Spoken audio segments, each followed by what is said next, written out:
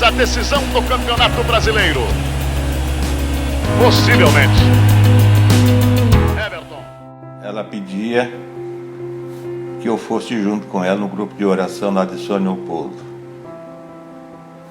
Eu naquela época era um ateu e à toa.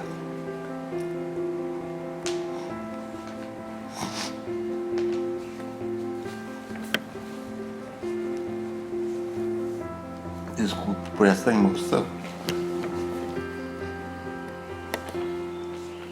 Bom, foi passando o tempo e ela nunca esquecia, quase todos os dias pedindo para ir no grupo de oração.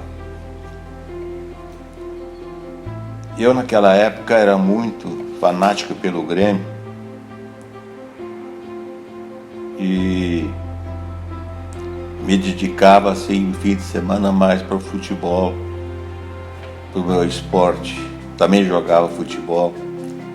E até que um belo dia, num domingo, não sei que mês foi, mas foi no ano de 81. O Grêmio ia jogar com São Paulo, lá em São Paulo. E se o Grêmio ganhasse essa partida, seria campeão brasileiro. Então, eu vi assim, mais tarde, assim, ela aproveitou desse evento. 1901. Algo novo está para acontecer no mundo. O Papa Leão XIII consagra um novo século ao Divino Espírito Santo.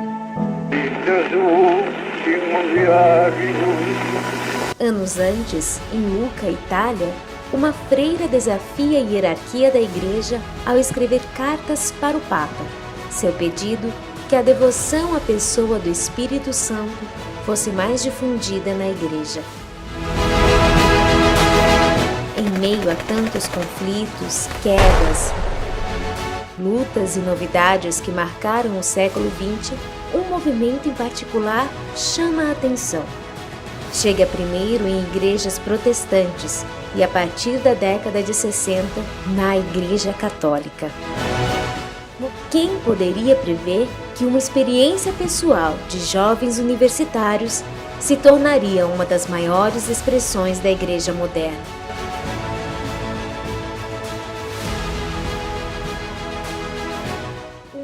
Nunca mais seria o mesmo. O Brasil nunca mais seria o mesmo.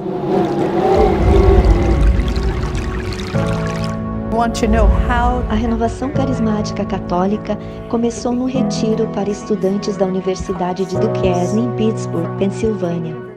O que aconteceu comigo foi que no momento em que me ajoelhei, eu fiz uma prece de rendição incondicional a Jesus. Eu estava completamente tomada pelo seu amor. Na verdade, eu me vi prostrada e me senti imersa no amor de Deus. Dentro das próximas horas, talvez cerca de metade dos estudantes tenham tido uma experiência semelhante à nossa. Um dos nossos professores entrou na capela e disse: "O que o bispo vai dizer quando ele ouvir falar que todos esses jovens foram batizados no Espírito Santo?" Esse evento, que agora é chamado Fim de Semana de Duquesne, marcou o início dessa grande corrente de graça na Igreja, que já alcançou pelo menos 120 milhões de católicos no mundo todo. A Renovação Carismática Católica inicia na Diocese de Novo Hamburgo por meados de 1975, quando a região ainda era parte da Arquidiocese de Porto Alegre. Neste período, o Espírito de Deus sopra em dois extremos, por meio de uma freira das Irmãs Paulinas que convida sua irmã para participar de um retiro com o Padre Chagas, na capital, e dali surge um pequeno grupo de oração que passou a se encontrar em uma malharia de Gramado. Também, quase que simultaneamente, outro padre que atuava na Universidade do Vale dos Sinos volta de uma formação nos Estados Unidos e traz um novo jeito de ser igreja para a cidade de São Leopoldo. O grupo Cristo Rei começa pequeno na paróquia São José. Dona Edith é uma das primeiras participantes e, pelo poder do Espírito, mais e mais pessoas passam a conhecer de perto este movimento.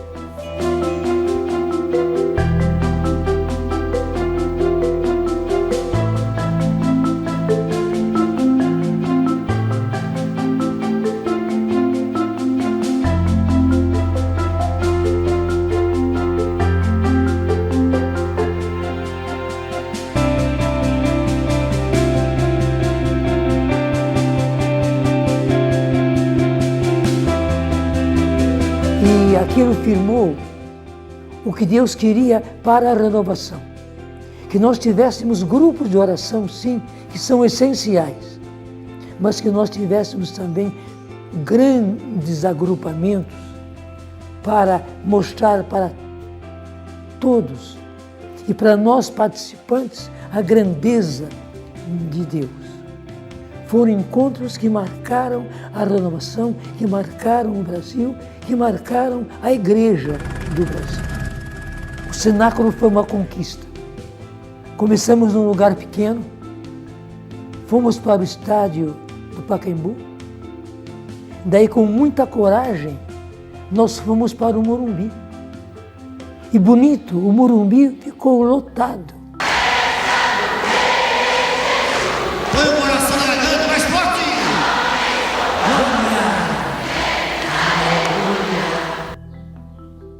E aquele entusiasmo daquele povo, né? A música, as orações, a celebração da Eucaristia, né? Um dia empolgante. Eu não sabia, 34 anos atrás, que existia renovação carismática, não sabia o que era isso. Daí chegou na minha casa o padre Ayrton, que hoje está no céu, me convidar, principalmente eu, que eu tinha as crianças ainda pequenas, para mim ir no retiro. E eu não queria ir, porque eu botei um monte de desculpa, que eu era da Legião de Maria, que eu era do grupo de família, que eu participava de um monte de coisa, da catequese, da conselho econômico, ajudava também em tudo dentro da igreja. Eu não podia, porque eu trabalhava também fora e não tinha como eu ir. E ele disse assim, não, mas é muito bom, isso é melhor. E eu me lembro como se fosse hoje, que eu tinha uma agendinha assim na parede da minha sala, do repartimento, e eu disse, mas eu tenho tudo isso aqui. Eu mostrei assim para ele, ele olhou assim para mim, mas esse é melhor. A gente fala com Deus e Deus fala com a gente. E a Berenice começou indo com a Bernadette e o João. E eu ficava em casa cuidando do Adriano, que era o único filho. Daí, isso era em São Leopoldo. Quando resolveram fazer o grupo aqui na Catedral, abrir um grupo aqui, os fundadores mesmo, eu estou no primeiro grupo, tá? Porque tá a Berenice, né? E daí a Berenice engravidou do segundo filho, Luciano, e teve uma gravidez meio conturbada. E com muito risco de perder o neném. Então ela começou a se resguardar, ficou em casa, e daí o João pediu que eu fosse no grupo. E vamos ser bem francos, ele não era muito para me converter, era mais porque o João era super machista e quase só tinha mulher no grupo. Então ele disse assim, vai lá para fazer companhia para mim, para ter um homem a mais. Os anos foram passando e o Espírito foi se espalhando por diversas cidades da região. Com isso, Jesus suscita no coração dos membros do grupo São Luís da Catedral a promoverem um evento que pudesse reunir os membros da igreja de toda a diocese. Surge então o primeiro cenáculo da diocese de Novo Hamburgo, em setembro de 1992.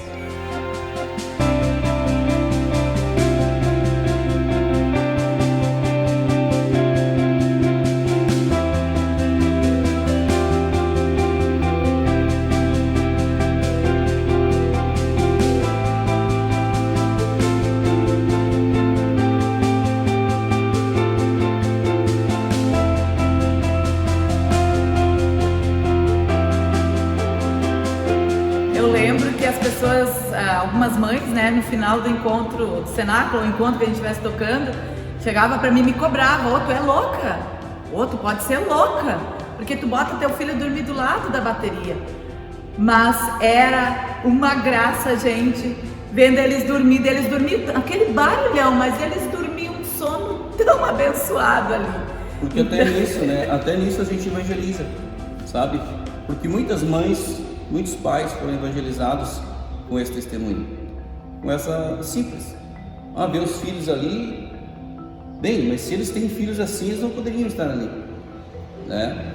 E muitos ainda até hoje se lembram de nós, lembram desse jeito, principalmente falam assim: nossa, eu me lembro de naquele ano, assim, que eu fui no cenáculo, nossa, eu estava cantando com ele no braço, isso e aquilo, sabe? Quantos testemunhos a gente ouve assim, né? E realmente, Deus aproveita tudo.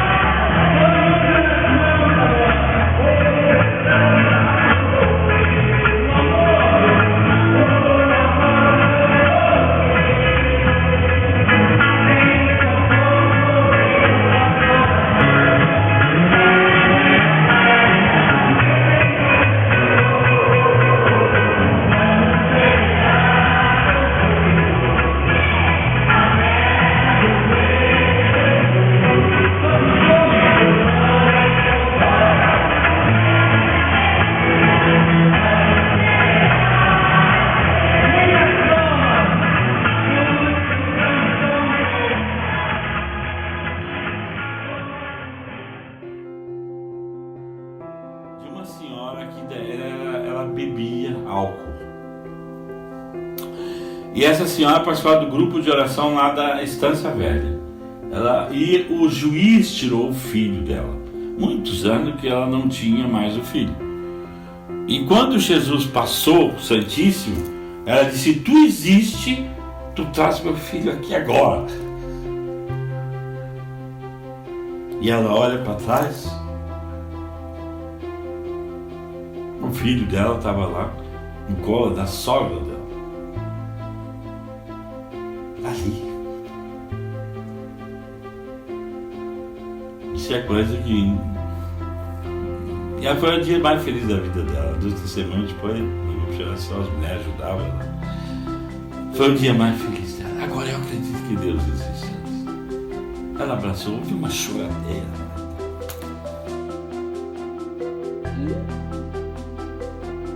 Deus, nesse tempo, quis que eu estivesse à frente. Então, ano passado, calendário prontinho, tudo assim, né? Preparado para, né? Cenáculo, retiro, os eventos da renovação. Nossa, que alegria, né? Fazer tudo isso. E tudo planejadinho ali, né? No papel, anotamos tudo certinho. E fui na prefeitura, agendei local, tudo pronto. Depois era só preparar. E, para nossa surpresa, chega uma pandemia, né? A surpresa de todos, chega então uma pandemia onde tudo é fechado. E agora, Senhor? O que fazer? Mas aí, então, é isso que chega o cenáculo. E agora? Como fazer o cenáculo? Não tem como fazer, né? Não dá para fazer presencialmente. E aí a gente foi conversando e um servo, então, me disse: vamos fazer online, uma tarde ou não sei o que. Mas cenáculo online? Será que sai um cenáculo online?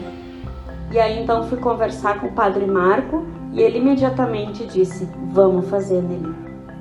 E como Deus é lindo assim, porque aquilo que falta no coração de um, Ele move no coração do outro. Aquilo, quando o padre disse assim, vamos fazer, mas eu saí dali com uma força. E faltavam umas 3 semanas para o cenáculo acontecer. Já que não podia lotar um ginásio, lotamos então as redes sociais com o nosso primeiro cenáculo online, fazendo história da renovação. Isso vai ser testemunho para aqueles que virão um dia, que porventura possa acontecer alguma coisa e se sentirem desencorajados e poder olhar para trás e dizer, nem na pandemia eles pararam. E eu queria, para mim, ir em grupo de oração era o céu, né? Eu estava tão assim, queria tanto isso, né? Era só lá que tinha.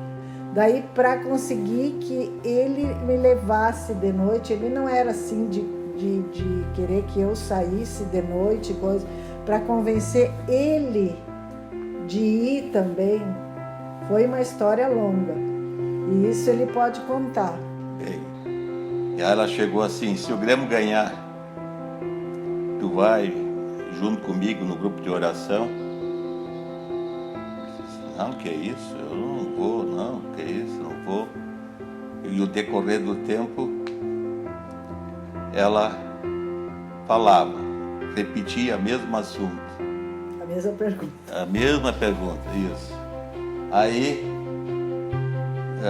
certo tempo, eu cansei. Eu disse para ela assim: tá, eu vou. Mas deixa em paz, deixa eu olhar meu jogo com tranquilidade, com muita tranquilidade, porque eu queria não perder nenhum lance. E o primeiro tempo terminou do jogo 0-0. Final do espetáculo no primeiro tempo aqui no Morumbi. 0 para o São Paulo Futebol Clube, 0 para o Grêmio Porto Alegrense. Aí deu um intervalo. Eu estava aqui nessa sala, ela estava na outra sala, com meus filhos pequenos na época, fazendo o possível de silêncio e para que eu pudesse assistir essa partida com aquela tranquilidade. E ela aproveitou mais uma vez: não te esquece, se o Grêmio ganhar, tu vai comigo no grupo de oração. Tá, pode deixar. Começou o segundo tempo da partida e eu naquela torcida vibrante, né? Torcia, até que lá pelo, não sei qual momento foi exato, deu o gol do Grêmio, o gol do Baltazar, o homem que lê a Bíblia ainda, né? Que lia a Bíblia, fez o gol. Foi uma vibração tremenda. Vai se liberando para receber o jogador Paulo Roberto. Renato Sá, de cabeça Baltazar, matou bonito, bateu!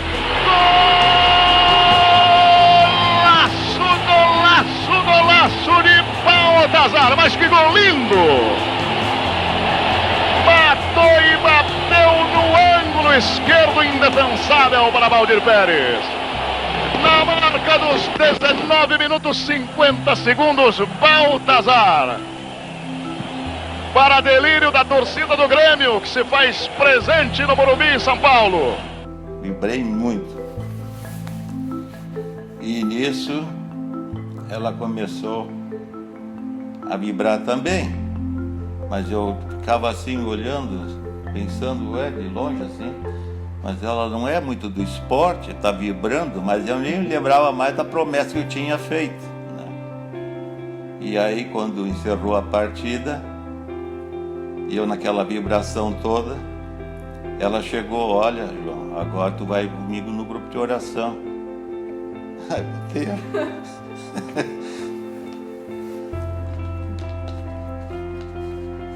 a mão na cabeça.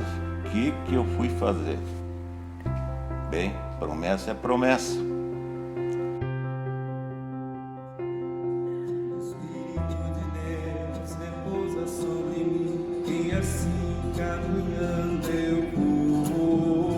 Alegria, paz e amor, fruto que vem de ti, Senhor, em mim brotou. Glória, glória eterna, glória a ti, Senhor. Glória, glória eterna, glória a ti, Senhor. Servi ao Senhor com toda alegria, vinde exultaremos. Sabei que o Senhor é Deus e Salvador e só a Ele pertencemos. Glória, glória eterna, glória a ti, Senhor. Glória, glória eterna, glória a ti, Senhor. Servi ao Senhor com toda alegria, vinde exultaremos. Sabei que o Senhor é Deus e